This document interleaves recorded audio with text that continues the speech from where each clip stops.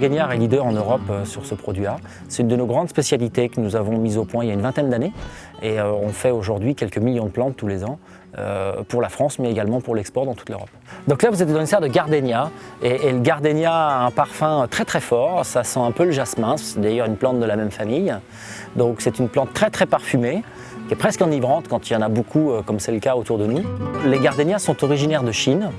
Et ces produits-là sont donc cultivés, multipliés dans notre installation en Côte d'Ivoire parce que ce sont des plantes qui sont extrêmement exigeantes en chaleur, en humidité et en lumière. C'est un produit qu'il faut maintenir au bord de la fenêtre pendant toute la période d'hiver, voire de printemps.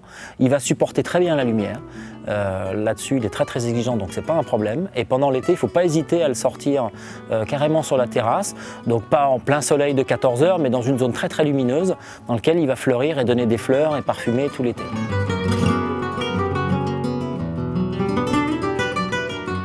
C'est un produit assez rustique avec une végétation relativement compacte qui pousse lentement, donc qui ne nécessite pas nécessairement des rempotages réguliers, qui nécessite peu de soins.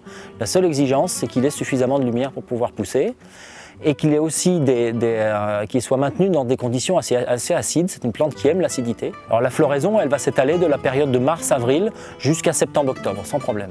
Ensuite, l'hiver, il va s'arrêter de fleurir, il va éventuellement sortir quelques boutons, mais qui ne vont pas s'épanouir, parce que le gardénia est une plante de jour long, ce qu'on appelle, c'est-à-dire qu'elle a besoin de journées de lumière supérieures à 12 ou 13 heures par jour pour que les boutons arrivent à maturité. Donc entre la période de fin mars et la période de fin septembre, aux deux équinoxes, on a des jours plus longs, donc ils fleurissent naturellement. En dehors de ces périodes-là, ils vont éventuellement sortir quelques boutons, mais on va avoir quelques fleurs pendant l'hiver, mais pas beaucoup. C'est un produit dont il faut profiter au printemps et l'été. Alors quand les fleurs commencent à faner, elles vont commencer à brunir. Le gardénia est une floraison très très éphémère, donc il donne beaucoup de boutons, comme vous voyez les plantes autour de nous, qui vont fleurir. La fleur va être très blanche pendant 48 heures et elle va ensuite commencer à sécher gentiment, jaunir, puis sécher. Donc il faut attendre qu'elle soit complètement sèche, elle vient tout seul, on enlève la fleur fanée, en tirant dessus, ça pose aucun problème pour la plante, c'est sans effet, sans douleur.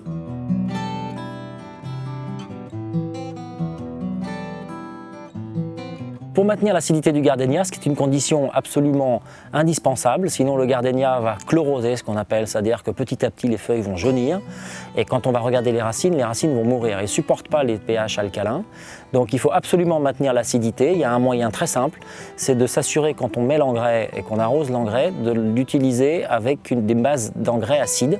C'est la nature d'engrais qui est un petit peu différente, ce qui permet dans l'eau d'arrosage de maintenir cette acidité et de maintenir l'acidité du substrat en permanence. Le gardénia s'arrose de manière assez délicate. C'est une plante qui ne supporte pas les excès d'eau, a besoin d'un substrat très drainant, c'est le substrat dans lequel le produit est présenté quand on le vend. Donc il ne faut absolument pas d'excès d'eau. Ce qui est simple et c'est valable pour beaucoup de plantes, c'est d'arroser la plante en la prenant et en la mettant directement sous le robinet au-dessus de l'évier, en la laissant s'égoutter ensuite 30 secondes pour être sûr qu'il ne sorte pas des quantités d'eau importantes du pot et de la reposer dans sa soucoupe et de la remettre à sa place. C'est l'idéal. Alors par contre, quand on est en période de printemps et d'été, c'est une plante quand elle est en pleine floraison où il faut s'assurer de l'arroser régulièrement parce qu'elle a besoin et il ne faut pas la laisser sécher parce que quand on la laisse sécher, c'est une plante, on va avoir le bouton qui va s'incliner un petit peu et qui va chuter. Donc il faut arroser la plante, il faut la maintenir fraîche mais surtout pas d'excès d'eau.